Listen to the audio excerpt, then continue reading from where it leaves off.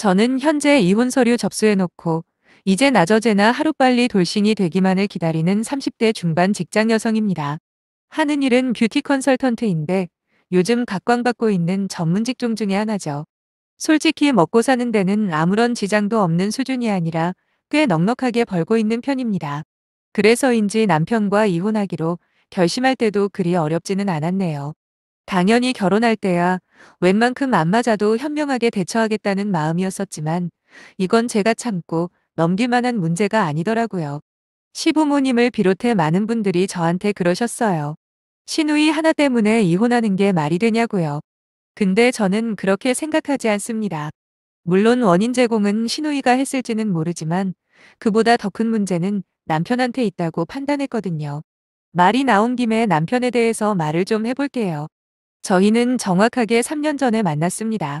저와 가장 친한 친구가 당시 남편이랑 같은 회사를 다녔었는데 그 친구는 이미 결혼을 한 상태였어요. 그런데 언젠가부터 자꾸 저한테 딱 맞는 남자가 있다는 거예요. 자기가 장담하는데 저와 그 남자만큼 잘 어울리는 커플이 없을 거라면서요. 그래서 믿져야 본전 아니겠냐는 마음으로 나갔는데 그때 상대가 바로 남편이었죠.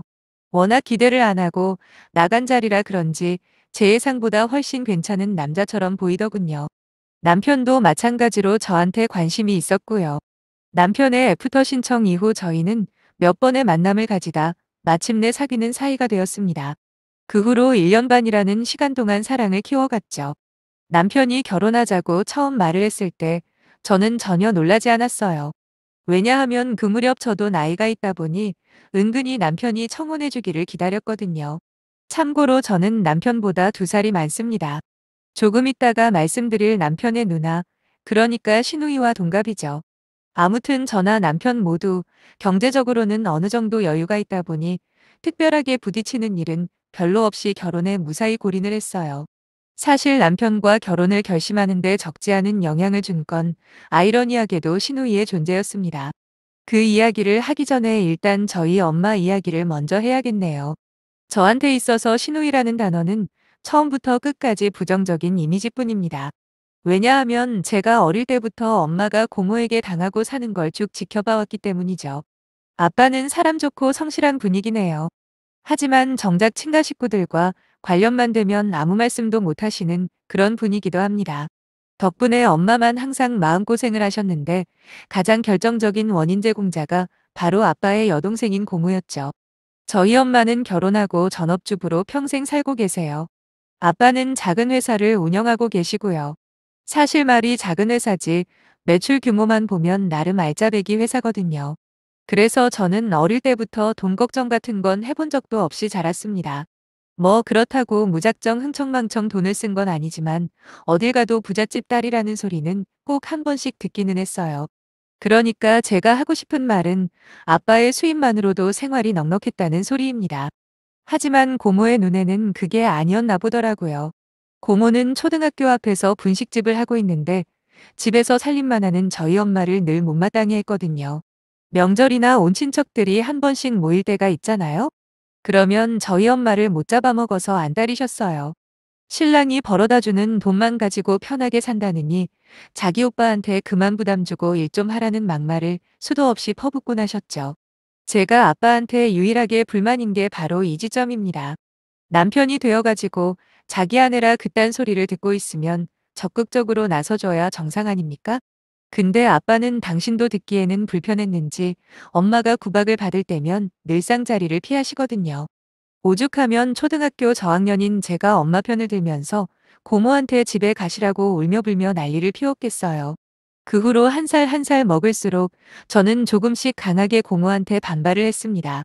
당연히 아빠가 저를 말릴 때도 있었지만 저는 절대로 고집을 굽히지 않았어요. 오히려 아빠도 그러는 거 아니라면서 엄마 하나 못 지켜줄 거면 결혼은 왜 했냐는 말까지 했네요. 결국 제가 있을 때만큼은 고모도 말조심을 하기 시작하더라고요. 그런 경험들 때문인지 저는 남편이 자신의 가족 이야기를 해줄 때마다 시부모님보다 오히려 시누이에 대한 이야기에 더욱더 민감하게 반응을 했습니다. 하지만 들으면 들을수록 안심이 되더군요. 왜냐하면 당시 남편 말에 따르면 시부모님과 시누이는 거의 남남처럼 지내고 있었거든요. 그렇게 된 데에는 전적으로 신우이의 잘못이 컸는데 일단 이혼하기로 마음먹은 지금 상황에서 제가 못할 말이 뭐가 있겠어요? 제가 살아오면서 신우이 같은 꼴통은 본 적이 없습니다. 파렴치한 성격은 둘째치고라도 기본적인 마인드 자체가 글러먹은 인간이에요. 다들 취집이라는 말을 아실 겁니다. 돈 많고 자기 말 잘 듣는 남자 하나 만나서 시집만 잘 가면 된다는 뭐 그런 뜻인데 저희 신우이가 딱 그런 인생을 살아왔더라고요. 거기다 얼굴이나 몸매는 반반하니 주위에 꼬이는 남자들은 제법 많았다고 해요. 하지만 연애라는 게 그렇잖아요. 상대방이 좋으니까 자꾸 만나고 싶은 거고 그렇게 서로에 대한 애정을 키우다 결국 결혼까지 하는 거 아니겠습니까? 근데 신우이는 나의 남자를 선택할 때부터 무조건 능력만 보고 만났대요. 성격이나 외모 이런 건 아예 따지지도 않았다는데 목적은 딱 하나였죠. 돈 많은 남자 잘 물어서 팔자 고치겠다는 거요. 남편 말에 의하면 신우가 고등학교 때 공부를 어지간히 못해서 대학을 안 가려고 했답니다. 하지만 남들 다 가지고 있는 대학 졸업장은 있어야 하지 않겠냐는 시부모님의 강요에 못 이겨 지방에 있는 전문대학에 진학을 했고요. 통학이 아예 불가능할 만큼 먼 곳이라 신우이는 자취를 하기 시작했는데 그때부터 수시로 남자들을 갈아치우며 남편감을 찾기 시작했다네요. 여러분들도 믿기지가 않으시죠? 어떤 스타일로 연애를 하던 솔직히 그건 개인의 자유라고 저도 생각합니다. 근데 자기 능력을 키울 생각은 안 하고 오로지 상대 배우자의 능력이 탐나서 연애를 한다는 게 너무 구차하고 추잡하지 않습니까? 그것도 한창 꿈만을 나이인 20대 초반부터 말이죠. 그 후로 신우이의 연애사는 입에 담기도 힘들 만큼 지저분하고 더러운 이야기들 뿐이네요. 아무튼 저와 남편이 결혼할 무렵 신우이는 제주도에서 1년 넘게 살고 있었습니다. 이유야 뻔하죠. 당시 신우는 자기보다 15살이나 많은 검사 출신 남자를 꼬셔 제주도에서 동거를 하고 있었거든요. 근데 시부모님이랑은 왜 남남처럼 살고 있느냐 궁금하실 겁니다. 그건 바로 대학교도 제대로 졸업 안 하고 중간에 그만둔 신우이가 직장 생활은커녕 수시로 용돈을 타갔대요. 시부모님 두 분 다 경제적으로 여력이 있으시다 보니 처음 몇 년간은 지원을 해주셨다 하더라고요. 하지만 그것도 어느 정도지.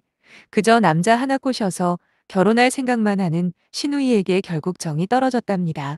아무리 타이르고 충고를 해도 들어먹지 않으니 결국 금전적인 지원을 끊어버리신 거죠.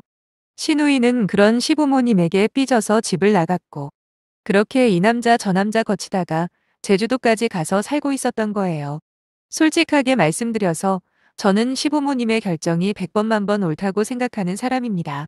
아무리 자식이라도 끝까지 말 안 듣고 정신 못 차리면 받아주는 게 오히려 더 독이 된다고 생각하거든요.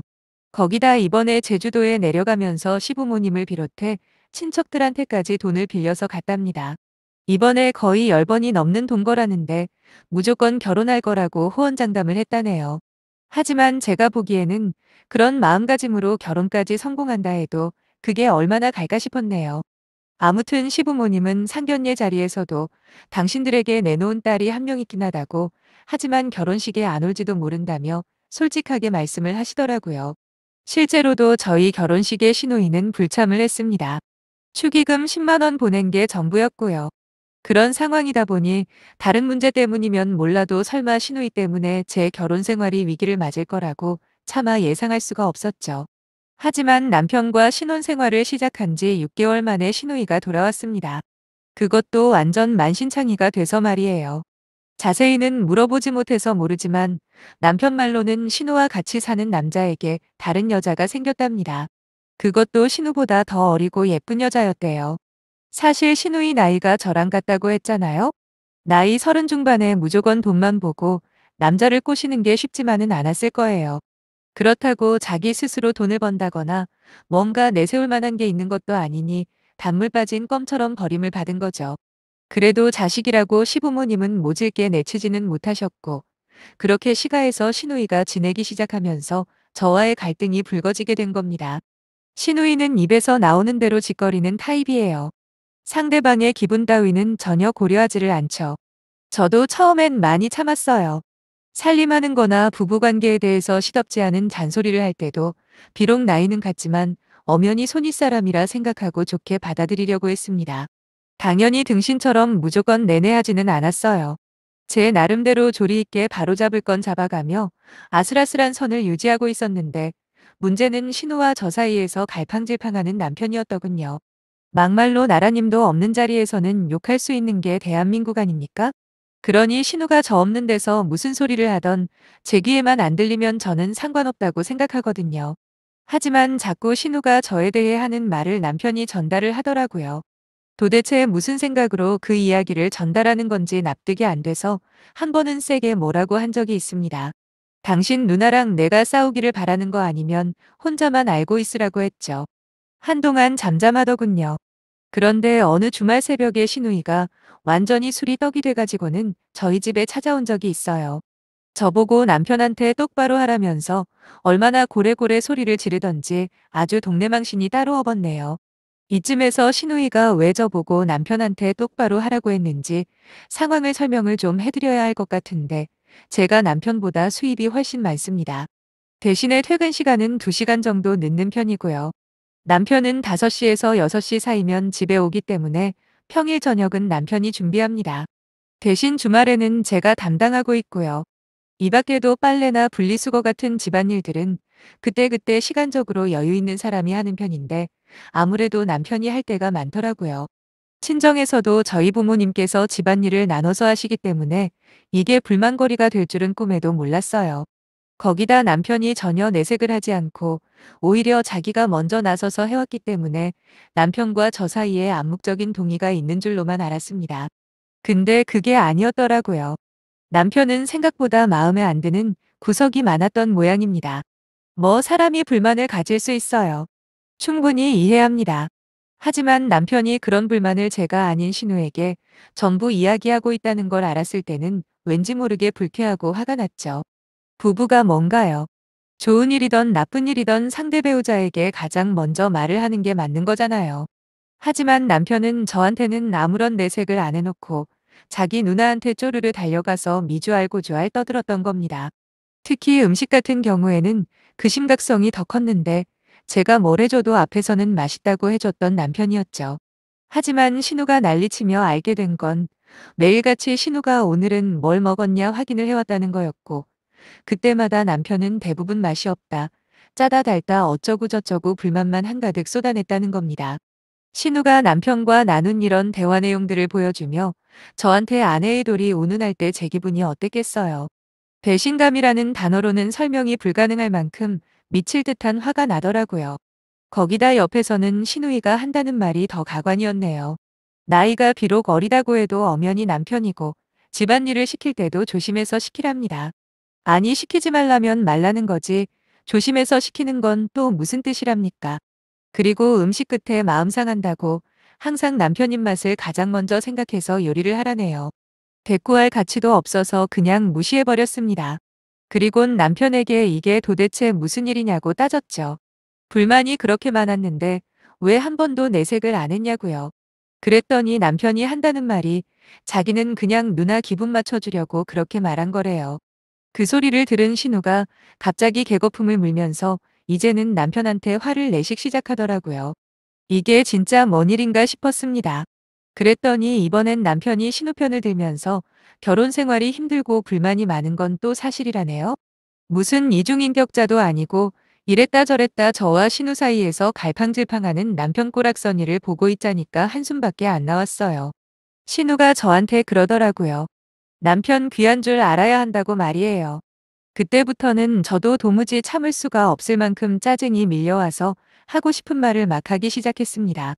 아니 시집도 안 가본 형님이 그걸 어떻게 아냐고. 하긴 같이 살아본 남자들이 한 트럭은 될 테니까. 그것도 시집이라면 시집이겠네요 라며 비아냥댔죠. 그러자 신우이가 눈이 돌아서는 저보고 약 처먹었냐고 지금 어디 윗사람한테 그따위 막말을 하냐 난리를 치는 겁니다. 윗사람이 윗사람 같아야 대접을 해주지 않냐고 바로 맞받아쳤네요. 그때 남편이 제 팔을 잡으면서 지금 자기 누나한테 뭐 하는 짓이냐입니다. 그러면서 빨리 사과부터 하라더군요. 정작 나한테는 아무 소리 못하면서 니네 누나한테 미주 알고 주 알다 일러 바치니까 좋더냐 소리를 질렀어요. 내가 왜 사과를 하냐고 지금 이 상황에서 내가 잘못한 거 하나만 대보라고 했죠. 남편은 무조건 사과부터 하랍니다.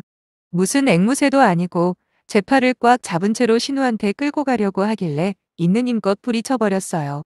그리고 마지막 경고라고 한 번만 내 몸에 손 떼면 나도 가만히 안 있을 거라고 그랬죠.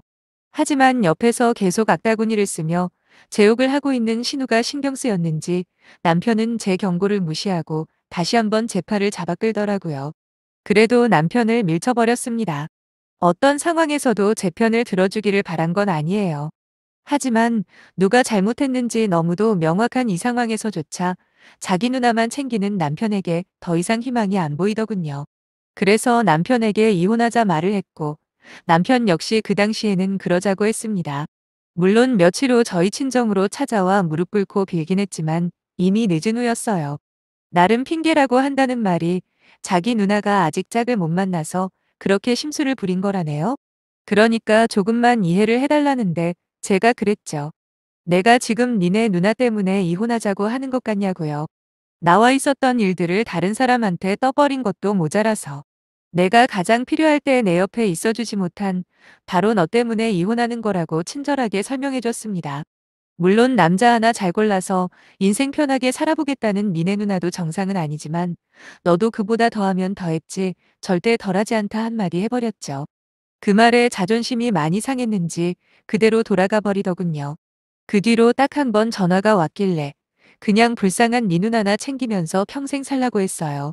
그리고 신우한테도 전해달라고 동갑내기로서 충고하는데 인생 그렇게 막 살지 말라고 했습니다.